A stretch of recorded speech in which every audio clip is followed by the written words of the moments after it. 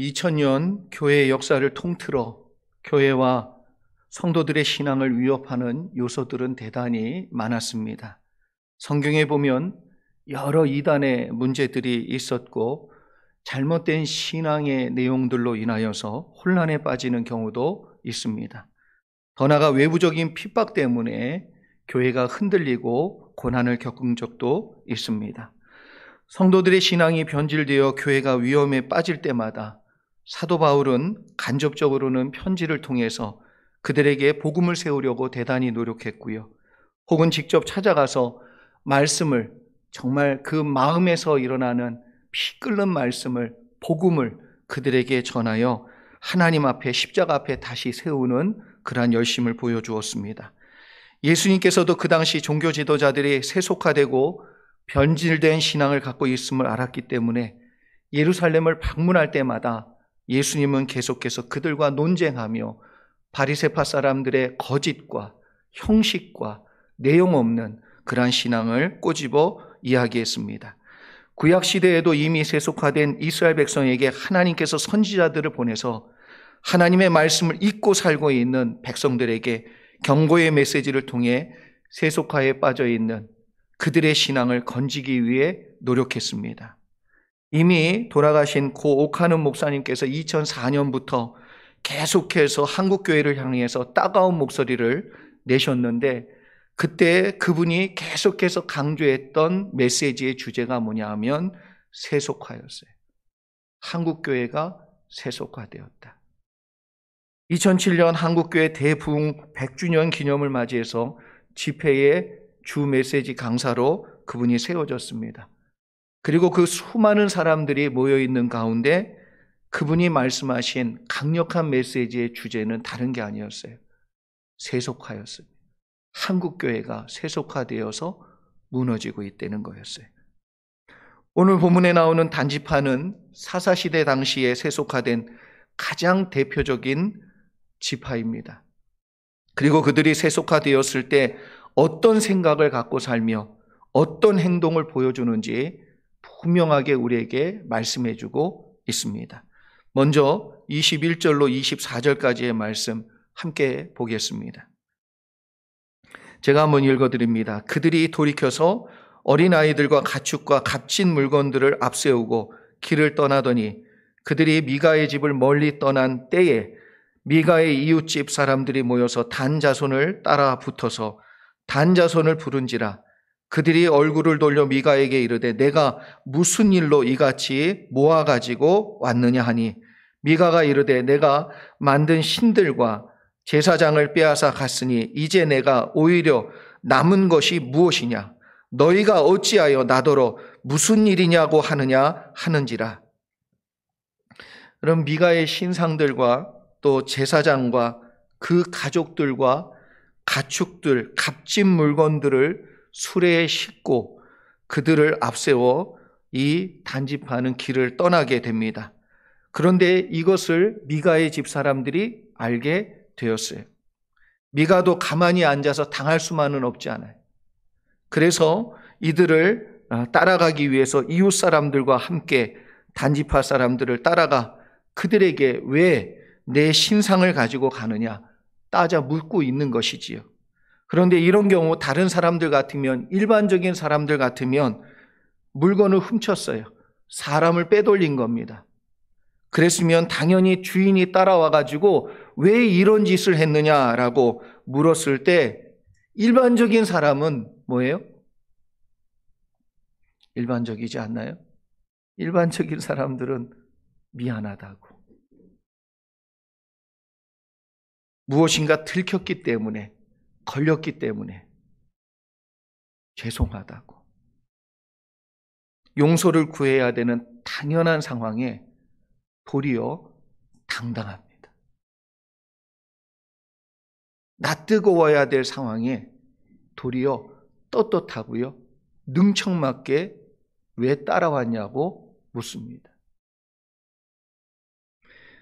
지금 도리에 어긋나는 짓을 한 단지파가 도리어 더 떳떳해요. 미안한 마음, 참 부끄러운 마음도 전혀 없어요. 큰 소리를 치며 왜 우리를 위하여 이렇게 몰려왔냐? 뭐 때문에 이렇게 몰려가지고 따라왔냐는 거예요. 도리어 성을 크게 내고 있습니다. 이런 황당한 상황에 미가는요, 신상을 훔쳐가고 있고 제사장을 빼앗아 가면서 도리어 내게 왜 따라왔냐고 묻는 게 이게 경우냐라고 얘기하고 있는 거예요. 경우냐. 참으로 놀라운 일이지요. 그럼 어떻게 이럴 수가 있지요? 어떻게 이렇게 뻔뻔하고 당당할 수가 있습니까? 우리의 상식으로 생각해도 이건 아니잖아요. 이건 아니잖아요. 누가 봐도 이것은 부끄러워해야 될 일이고 죄라는 그런 마음이 탁 들어와 역사해야 되는데 전혀 그런 마음이 작동되지 않고 있습니다. 여러분, 왜 그렇다고 생각하십니까? 이러한 생각이나 모습이 비단 단지파에게만 있느냐, 아니면 우리 자신에게도 있느냐, 이게 참 중요하다고 생각이 들어요. 로마서 3장 20절에 보면 사람이 왜 이렇게 죄를 인식하지 못하고 사는지 그 이유에 대해서 분명히 말씀하고 있습니다. 제가 한번 읽어드리지요. 그러므로 율법의 행위로는 하나님 앞에서 의롭다고 인정받을 사람이 아무도 없습니다. 율법으로는 죄를 인식할 뿐입니다. 그러면 MRI 찍으면 몸에 무슨 병이 있는지 나와요. 그런데 몸을 고치려면 의사가 진단해야 되고 처방해야 되고 수술해야 됩니다. 궁극적인 것은 우리 안에 성령이 역사하셔서 그 죄를 도려내시고 의사이신 예수님이 우리의 심령을 고쳐주지 아니하시면 결단코 우리는 깨끗함을 얻을 수 없고 죄에서 자유할 수가 없어요. 그러나 그 일이 있기 전에 분명히 먼저 선행돼야 될 일은 뭐냐 하면 하나님의 말씀이 우리 가운데 들어와 비춰져야 돼. 그래서 내 안에 역사하고 있는 죄, 내가 죄인이라는 것을 깨닫는 그 자체가 이루어지지 아니하면 의사에게 찾아가지도 않고 수술에 동의하지도 않는다는 거예요. 죄를 인식하기 위해서는 반드시 필요한 것이 있습니다. 그것은 성경이 우리 가운데 밝히 들어와 비춰줘야 돼.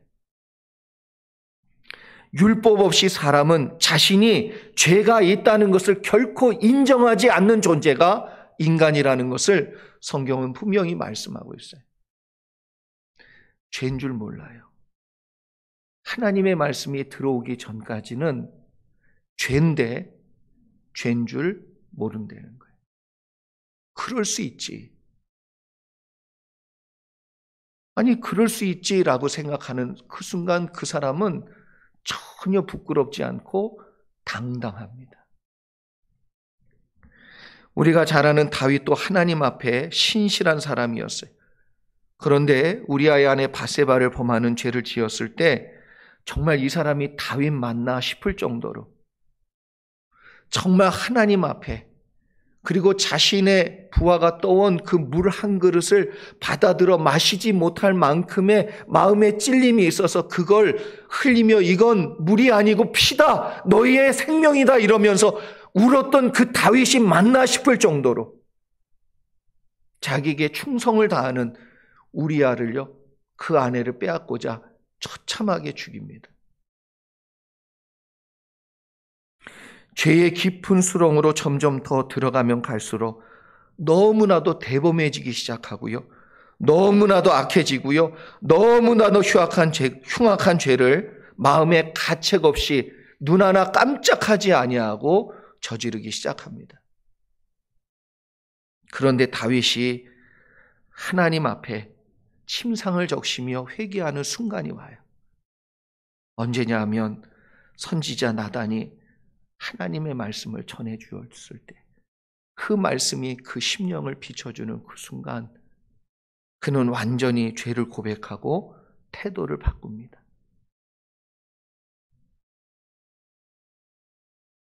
여러분, 하나님의 말씀이 들어와 우리를 비추지 않으면 우리가 하고 있는 게 지금 무슨 짓을 하고 있는지조차도 인식하지 못하고 하게 만드는 게 죄예요, 죄. 여러분의 문제가 아니라 그 죄가 우리 속에 들어와 그렇게 역사한다는 거예요. 참 무섭습니다. 하나님의 말씀이 없을 때 사람은 절대로 자신의 죄를 인식하지 못합니다. 죄를 모르면 회개하지 않습니다. 여러분, 그래서 복음을 받아들이지 않아요. 예수 그리스도를 영접하지 않는단 말이에요. 여러분, 죄를 인식하지 못하면요, 당연하다고 생각합니다.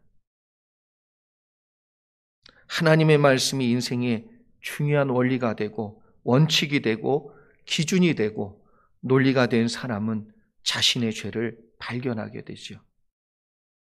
세상에서는 죄가 아니라 해도 나는 하나님이 내 속에 있는 말씀으로 지적해 주시는 내용을 알게 됩니다. 그것이 죄라고.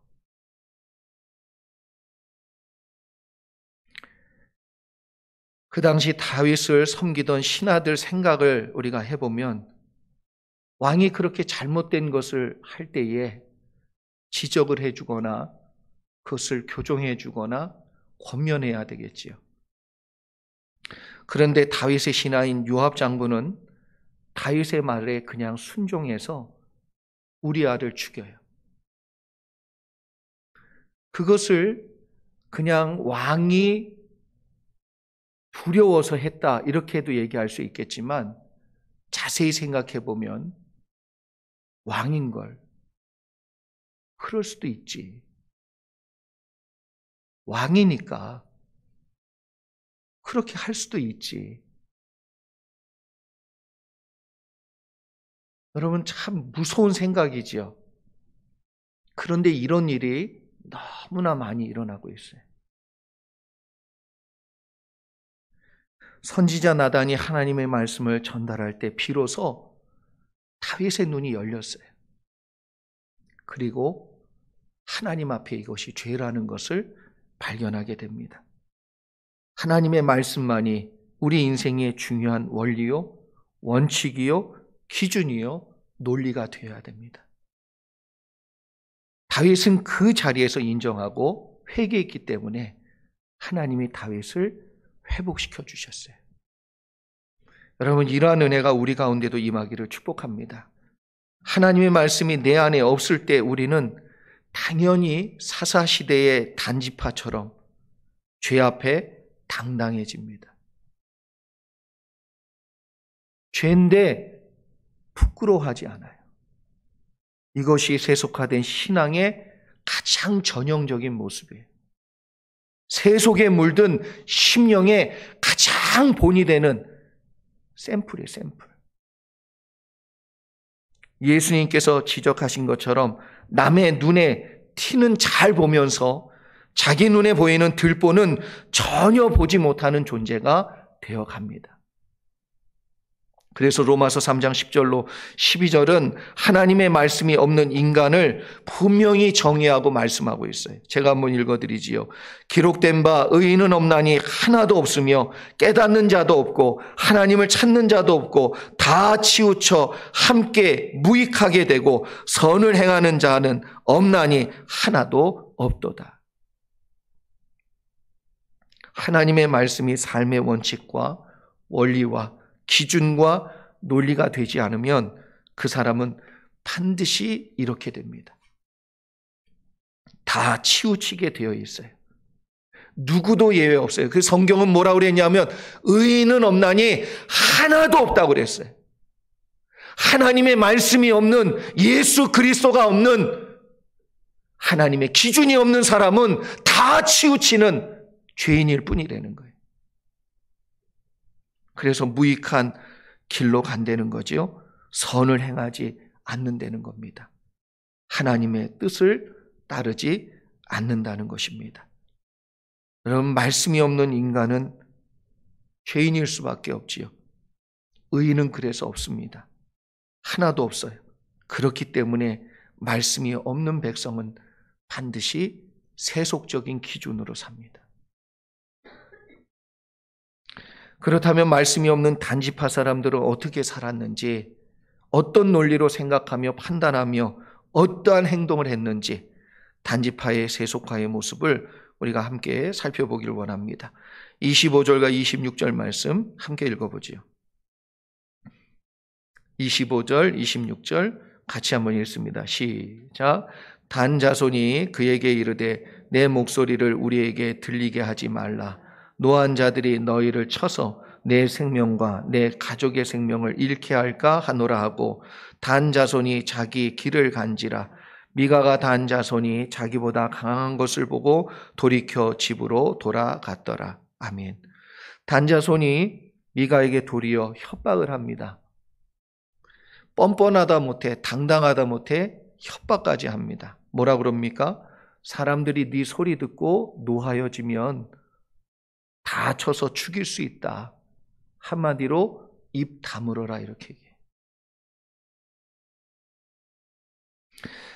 그런데 단지파가 자기보다 힘이 강한 것을 미가가 알았습니다. 이 말은 뭐예요? 사사시대는 하나님의 말씀의 논리가 아니라 세상의 논리인 힘의 논리로 움직이고 있음을 보여주고 있어요. 그래서 그냥 집으로 돌아갔어요.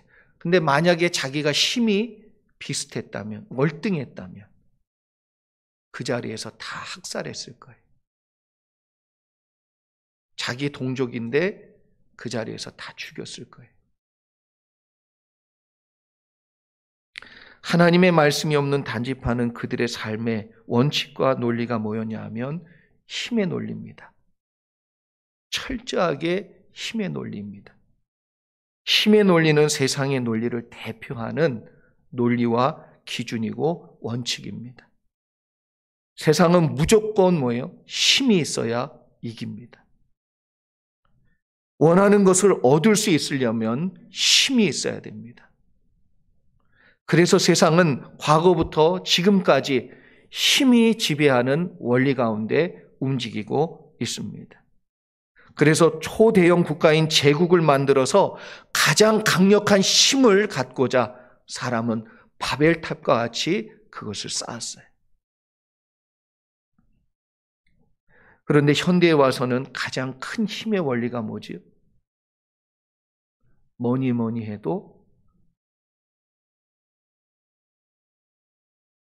우리 예수님 정말 대단하신 분이에요. 물질을 하나님과 겸하여 섬길 수 없다.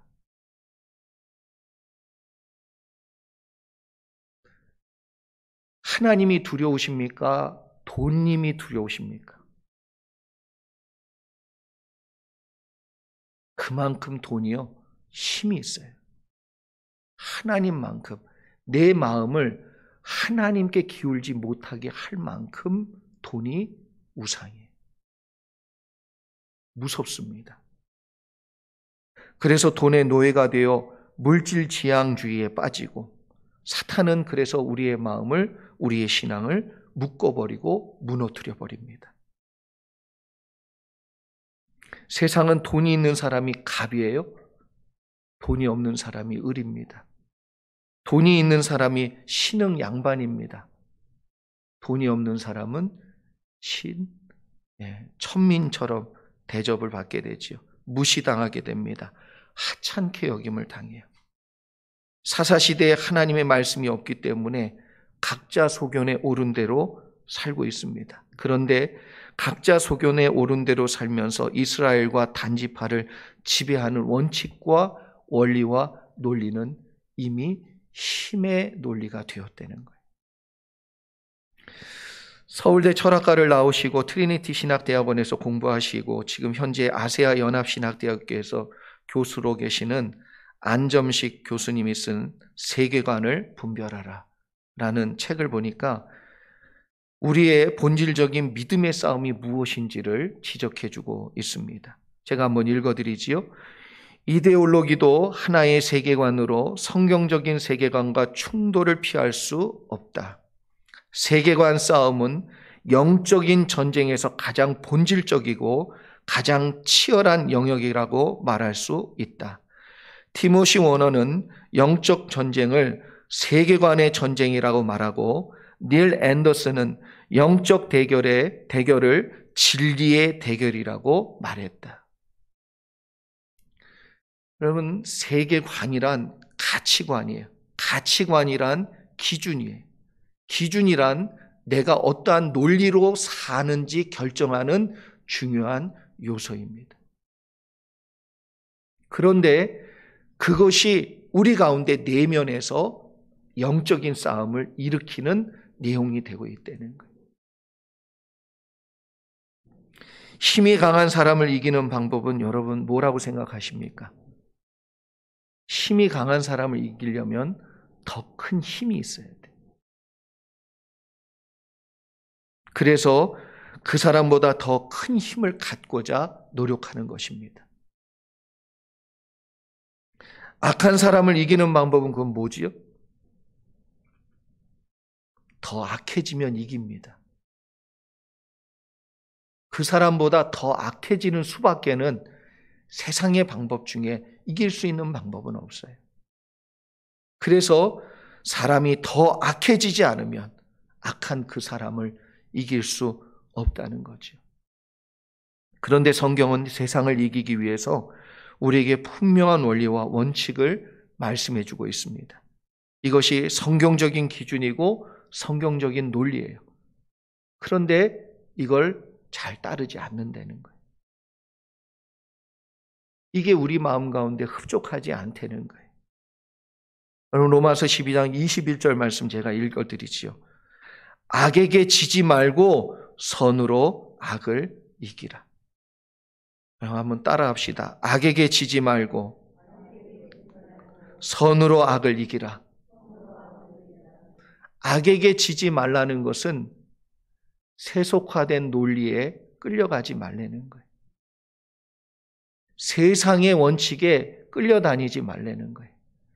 육신의 소욕을 따르지 말라는 거예요. 선으로 악을 이기라는 것은 가장 선하신 하나님의 뜻을 따르라는 거예요. 그 선하신 하나님의 뜻은 성경에 분명히 밝혀주고 있어요. 성경에 분명히 말씀해주고 있어요. 여러분, 우리가 더 악해지고 우리가 더 힘을 길러서 악한 사람, 나보다 더 힘센 사람을 내가 눌러 이기는 것이 아니고 하나님의 말씀을 따라 살며 주시는 그 믿음으로 악을 이기는 거예요. 말씀을 붙드는 순간 하나님이, 선하신 하나님이 그 악과 싸워서 이겨주시는 거예요. 세상 사람과 원수들이 악하다고 그렇게 해서 악하게 나한테 나온다고 해서 더 악한 길을 선택하는 어리석은 여러분 되지 않기를 바랍니다. 세상의 방법과 힘의 논리를 따르면 여러분 안 돼요. 성경적인 논리를 쫓는 여러분 되시기를 소망합니다. 다윗은 얼마든지 자신의 힘으로요 살왕 죽이고 왕 될 수 있었어요. 그런 기회가 몇 번이 있었는지 몰라요.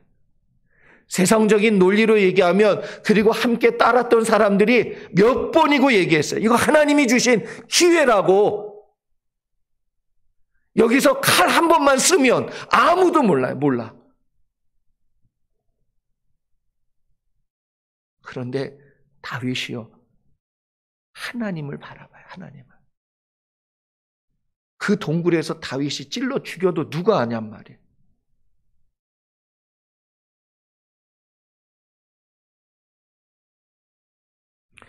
아무런 죄도 없는 자신을 죽이기 위해 따라왔던 사울 왕을 동굴 속에서 죽일 수 있었는데도 손을 대지 않아요. 세상의 논리로 생각하면 아무런 죄가 아닐 수 있어요. 무고한 나를 죽이려고 자꾸 따라다니는데, 그리고 몇 번을 죽이려고 했는데 정당방위 아니에요? 그럴 수 있지요. 그렇다라고 생각할 수 있단 말이에요. 그럼에도 불구하고 하나님의 말씀을 떠나지 않아요. 다윗은 끝까지 하나님의 말씀과 기준으로 판단합니다. 그리고 행동합니다. 그리고 순종하여 하나님의 말씀을 따라갈 때 다윗의 손으로 왕이 된 게 아니고 하나님의 손으로 왕이 됐어요. 자기의 손으로 왕이 됐으면 이스라엘은 내 나라예요, 내 나라. 이스라엘은 내 백성이고 내 마음대로 해야 되고 내 말에 순종해야 돼요. 그런데 하나님이 자신을 왕으로 세워줬기 때문에 이스라엘은 하나님 나라예요. 하나님의 뜻대로 돼야 돼요. 하나님이 원하시는 것을 따라가야 돼요.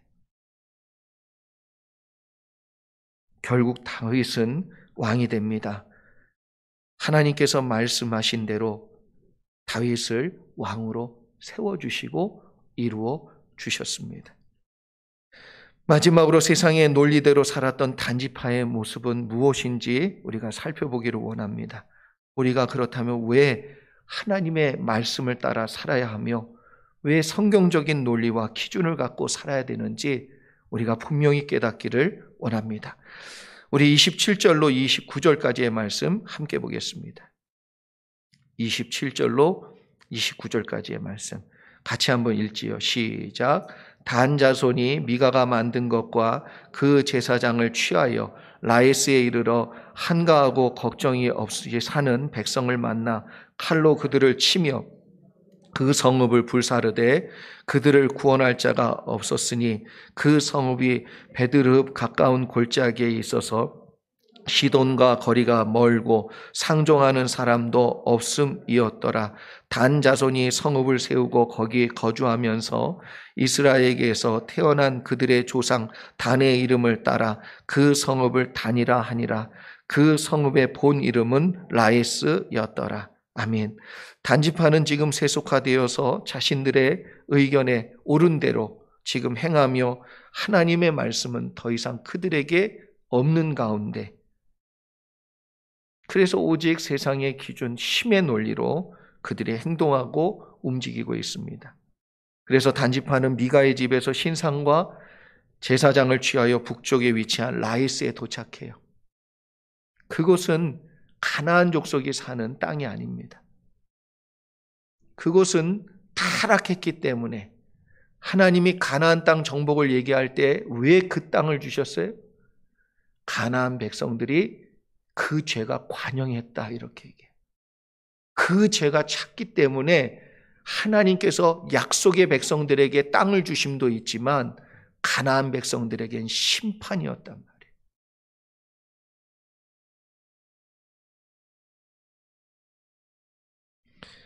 그런데 그곳에 살고 있는 사람들은 어떤 사람들이었냐면 평화롭게 걱정 없이 사는 백성이었다.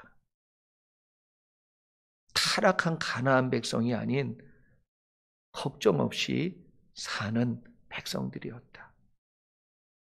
그 백성은 하나님께서 주기라고 말씀하신 가나안 족속이 아님에도 불구하고 그들이 자신들이 받아야 될 땅, 하나님께서 주신 땅은 버리고 그냥 자신들이 원하는 욕심에 그 소욕에 이끌려서 취하고자 하는 땅이었다는 거예요. 그래서 그 평화롭게 살던 사람들을 대학살합니다. 라이스에 사는 백성들 죄 때문이 아니라 단지파 사람들의 욕심에 의해서 그들은 모두 죽임을 당하게 됩니다. 라이스의 백성을 칼로 치고 처참하게 죽이는데 그들을 지켜줄 구원자가 없었다. 여러분, 평화롭게 살 수 있지만 지키는 자가 없으면 언제든 뺏길 수 있어요. 여러분, 잊지 마시기 바랍니다. 하나님이 지키시지 않으시면 파수꾼의 경성함이 언제 허사가 될지 내가 알지도 못하는 민족이 쳐들어와서 이렇게 라이스에 있는 백성들을 처참하게 칠 때에 구원해 줄 자, 보호해 줄 자가 없어서 이들이 죽었다라고 얘기하는 이 말처럼 우리가 쓰러지지 않기를 바랍니다. 여러분, 하나님이 여러분을 붙들어 주시는 줄 믿으시기 바랍니다. 그래서 단지파의 학살을 보면 전혀 부끄러워하지 않고 주저함 없이 이들을 처참하게 죽이지요.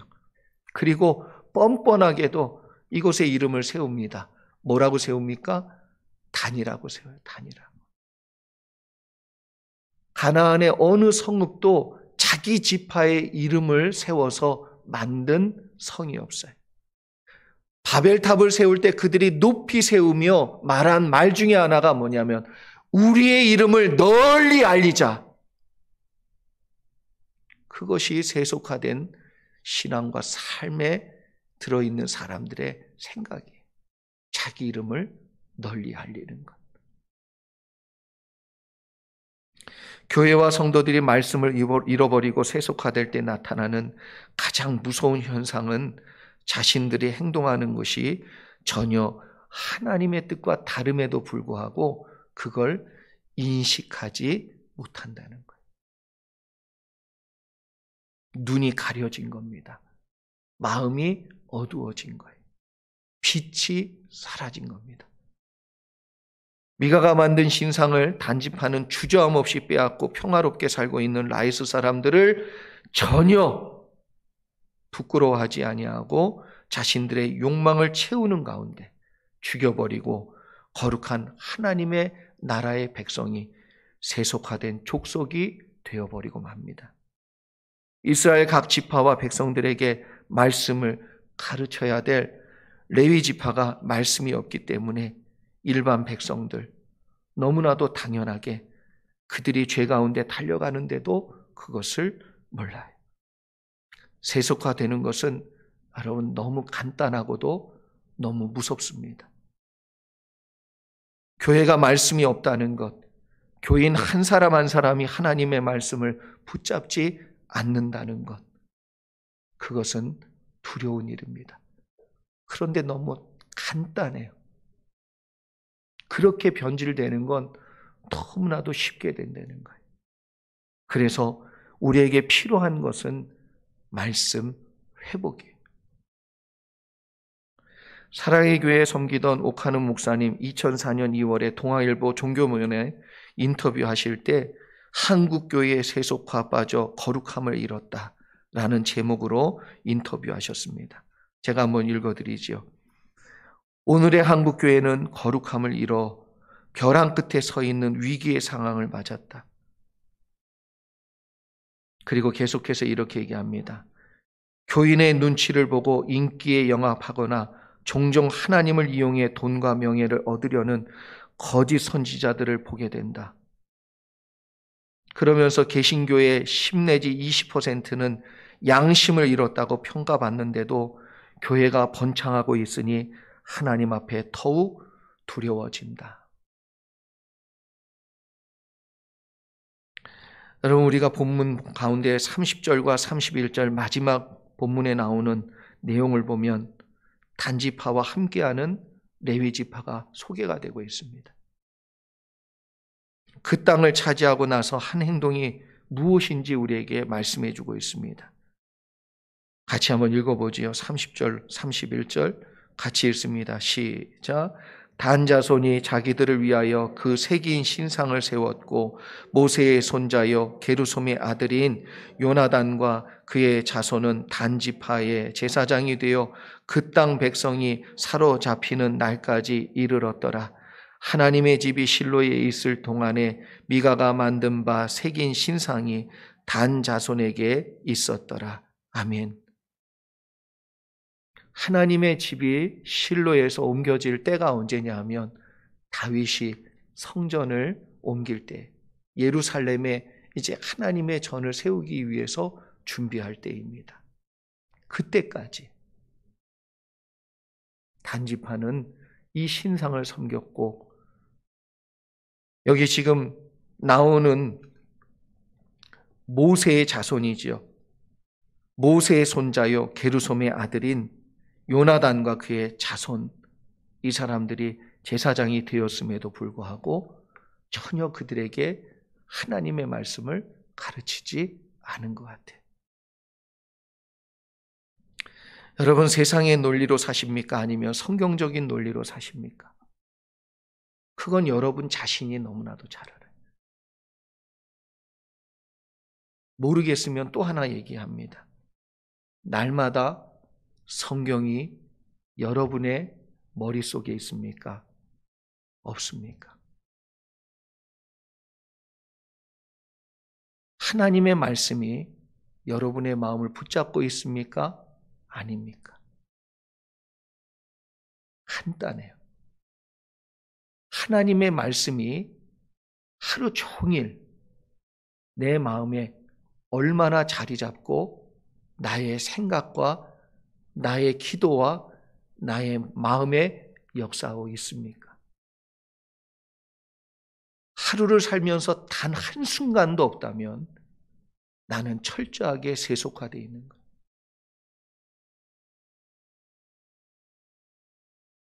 교회가 세속화된 게 아니고 교인이 세속화된 거예요.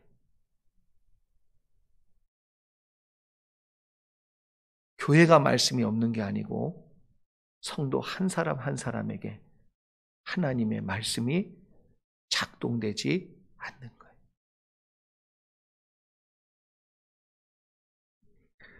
사사시대 사람들처럼 하나님의 말씀이 없을 때 우리도 예외 없습니다. 세속화될 수밖에 없다는 거예요. 우린 이 사실을 분명히 인정해야 됩니다. 말씀의 논리가 없으면 사람은 당연하게 세상의 논리, 육신의 논리, 힘의 논리로 삽니다. 멀쩡한 사람들이 바이러스 때문에 요즘 쓰러지지요. 여러분, 2020년도 어떻게 지나갔는지 몰라요. 그냥 뭐 어떻게 하다 보니까 지금 이제 끝을 달리고 있어요.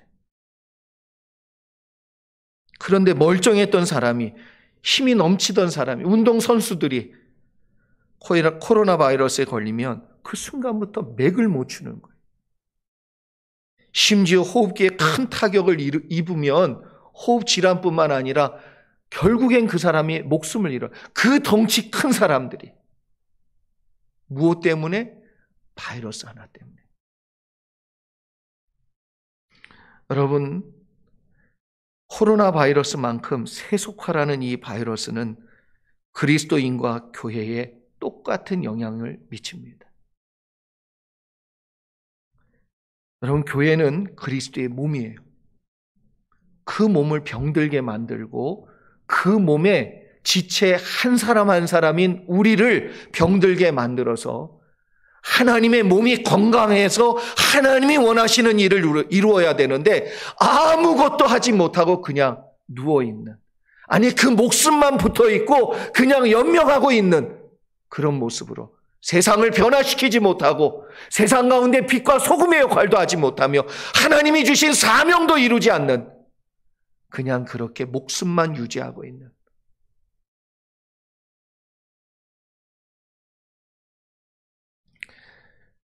여러분, 우리는 회복의 길로 돌아가야 됩니다. 점점 말씀에서 멀어질 때 교회의 세속화와 성도들의 신앙의 변질은 막을 길이 없습니다. 멈출 수가 없어요. 하나님의 말씀 위에 굳건하게 서시는 저와 여러분 되기를 소망합니다. 내년도 교회 표가 뭐냐 하면요, 말씀 위에 굳게 서자예요. 말씀 위에 굳게 서자.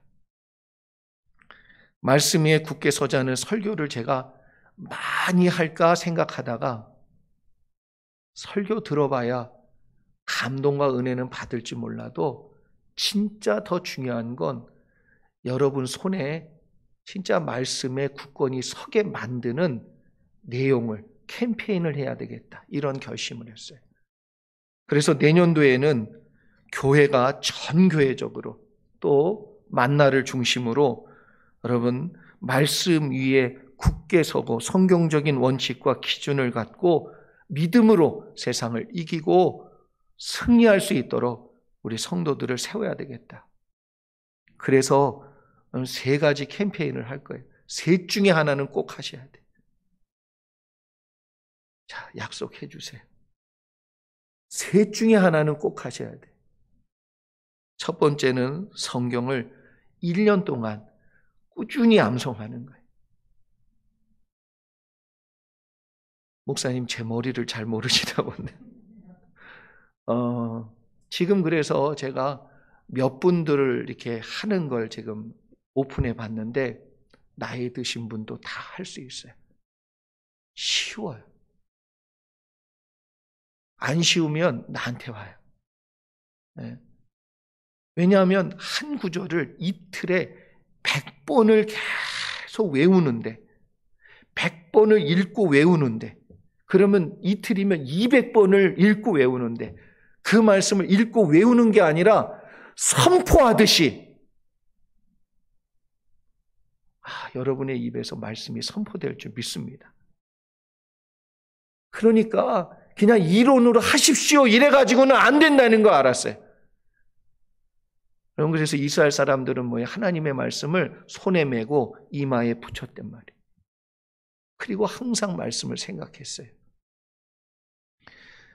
테필린이라고 그걸 또 보니까 그게 좀 가격이 좀 있는데 이렇게 밴드로 여기다 붙이는 것도 있어요. 사주지 못하고 하시는 분들은 사서 그냥 해요. 뭐 그거 필요 없으면 해요. 그냥 어떻게 하든 할 수 있는 방법을 교회는 동원해서 여러분에게 드릴 거예요. 말씀을 가까이 하시기 바랍니다. 그리고 두 번째는 원이어 바이블인데 여러분 바이블 타임이라고 나와요.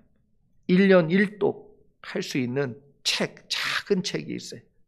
그걸 만나별로 신청하든지 아니면 그룹별로 신청하든지, 그래서 성경책 가지고 다니고 읽기 그렇잖아요. 그런데 소책자예요. 큐티처럼 작은 책자예요.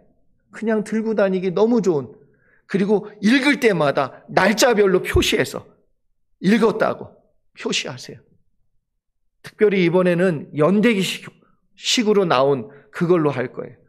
책별로 나온 것도 있는데 연대기별로 우리 지금까지 했던 표하고 똑같아. 그래서 1년 1독을 하시든지. 아멘.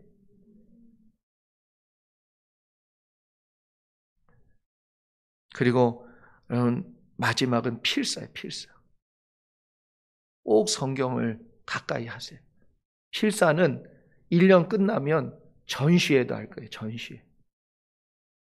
여러분 도전 받으시라고. 제가 다녔던 교회 권사님이요, 자기가 쓰신 필사 4권, 그게 총 7권짜리를 4권을 써가지고 자기 자녀들한테 한 권씩 유산으로 남겨줬어요. 근데 그 큰아들이, 첫째 아들이 장로님 되셨는데 매일 아침마다 그걸 무릎 꿇고 읽는데, 읽을 때마다 눈물을 흘린다고 제가 들었었어요. 왜? 어머니가 쓰시면서 눈물 흘린 자국이 보일 때마다 자기 마음을 찌른다는 거예요. 자식에게 뭘 물려줄 겁니까? 그리고 여러분 한 분 한 분이 필사를 하면서 바뀔 줄 믿습니다. 정신 딴 데다가 그리고 세속화된 세상의 논리 이끌리지 말고 하나님의 말씀 하나하나 적어보세요. 여러분이 지금까지 붙들었던 거 싹 다 내려놓고 하나님의 말씀을 붙들기 시작할 줄 믿습니다. 구체적으로. 그래서 말씀 위에 굳게 서라고 100번 설교하는 게 나을까? 캠페인을 하는 게 나을까? 고민하다가 제가 이 결정 내렸어요. 3가지 중에 하나는 꼭 하셔서 2021년도는, 여러분 2020년도는 코로나 때문에 진짜 우리의 생활도 피폐해졌지만 우리의 신앙도 얼마나 지금 많이 무너졌는지 몰라요. 나도 모르는 사이에 세상 걱정은 너무나도 많고 하나님에 대한 말씀을 우리 가운데 역사하지 못하고 가까이 있지 못하고 이루어지지 못하고 있잖아요. 사랑하는 성도 여러분, 2021년도 우리도 모르는 사이에 세속화되어 가고 있는, 그래서 세상 가운데 무기력하게 넘어지고 있는 우리의 신앙이 다시 한번 세워지는 새로운 시작이 되기를 소망합니다. 세상을 변화시키는 그리스도인, 하나님을 기쁘시게 해드리는 몸으로서 교회, 우리 워싱턴 선한목자교회와 성도들이 그렇게 되기를 주님의 이름으로 축원합니다. 기도하겠습니다.